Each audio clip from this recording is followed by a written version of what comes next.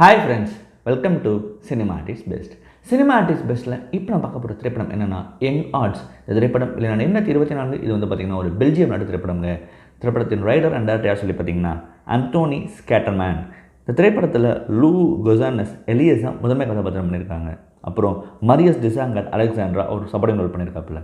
சரிங்க, young arts என்ன மாதிரி கதைக்களம் பார்ப்பங்க. இந்த கதைக்களம் பெல்ஜியத்தில் ஒரு கிராமத்தில் நடக்குதுங்க. அதில் மிக முக்கியமாக எலியஸ் அப்படின்ற ஒரு 15-16 வயது பையன். அவன் வந்து பார்த்திங்கன்னா தான் வீட்டு எதிரில் புதுசாக குடியேற அலெக்சாண்டர் என்ற அவனோட ஒத்த வயசு பையன் கூட வந்து பார்த்திங்கன்னா முதல் முறையாக காதல் வயப்படுறான். இப்போ காதல் வயப்படுற அவனுக்கு என்ன மாதிரியான மாறுதல்கள் ஏற்படுது ஒன்று. ரெண்டாவது, இந்த சோஷியல் நார்ம்ஸில் இது எப்படி பார்ப்பாங்க அப்படின்ற ஒரு பயம் அவனுக்கு வந்து இருந்துகிட்டே இருக்குது. ஸோ அதோட விளைவுகள் என்னென்ன பிரச்சனையை அவன் ஃபேஸ் பண்ணுறான், இதனால் அவன் என்னென்ன விஷயங்களை மற்றவங்களுக்கு கொடுக்குறான். மூணாவது, மிக முக்கியமாக அவனை சுற்றி இருக்கிறவங்க அவனை புரிஞ்சுக்கிட்டாங்களா புரிஞ்சிக்கலையா அப்படின்ற இந்த 3 டிரான்சிஷன் பாயிண்ட்ஸ் தான் இந்த படம் வந்து பேசுதுங்க. யங் ஆர்ட்ஸ் பொறுத்த வரைக்கும் இந்த படத்துடைய முதல் பலம் அப்படின்னு நான் பார்க்குறது என்னென்னா, இந்த படத்துடைய கோரில் எனக்கு ரொம்ப பிடிச்ச விஷயம் என்னன்னு சொல்லி, இது வந்து ஒரு க்யூர் ஃபிலிம் தான். பட் ஒரு 15 இயர்ஸ் 16 இயர்ஸ் பையனை பற்றியே பேசுகிறது ஒரு ரொம்ப ஒரு கிட்டத்தட்ட ஒரு 15 கூட இருக்காது, ஒரு 14-15 தான் இருக்கும். அது மாதிரி தான் இருப்பாங்க பசங்க. ஸோ அந்த இடத்துல ஒருத்தன் அந்த ஒரு பெண் ஒரு பொம்பளை பொண்ணு கூட தான் இருப்பான். பட் அவன் மேலே அவனுக்கு காதல் வராது, இவன் மேலே தான் காதல் வரும். அவன் மேலே வராது, இவன் மேலே ஒருத்தன் ஒரு பையன் மேலே வராது. அந்த 14 இயர்ஸ் பாயிண்டில் அதை வந்து தைரியமாக நின்று பேசலாம் அப்படின்ற பேசுகிற இந்த ஃபஸ்ட்டு விஷயமே எனக்கு பெருசாக தெரியுது இந்த படத்தில். அது ஒரு முதல் விஷயம் பலமாக நான் பார்க்குறேன். And coming back to the core, இந்த கோரை பொறுத்த வரைக்கும் என்னென்னா, மிக முக்கியமாக இது வரைக்கும் நிறைய படங்கள் வந்திருக்கு.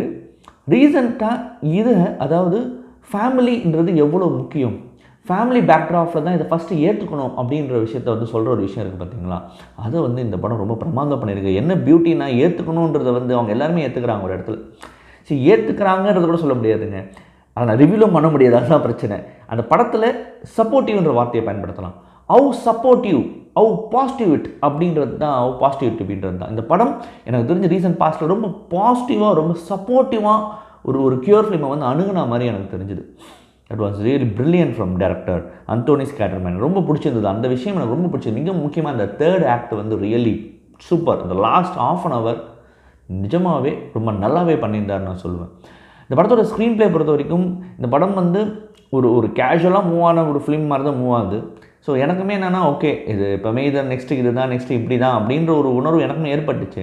வேற ஆல்ரெடி சொன்னது அந்த தேர்ட் ஆக்ட் தான் படத்தோட பேஸே. அந்த லாஸ்ட் ½ அன் ஹவர் ஏதாவது ஒரு கொஞ்சம் கொஞ்சமாக செட் பீஸஸாக இருக்குமே கொஞ்சம் நிறுத்தி அதை அப்படியே எடுத்துகிட்டு போய் இடத்துல முடித்த விதம் இட் வாஸ் ரியலி சூப்பர். நிச்சயமாக ரொம்ப நல்லாவே பண்ணியிருந்தான்னு நான் சொல்லுவேன்.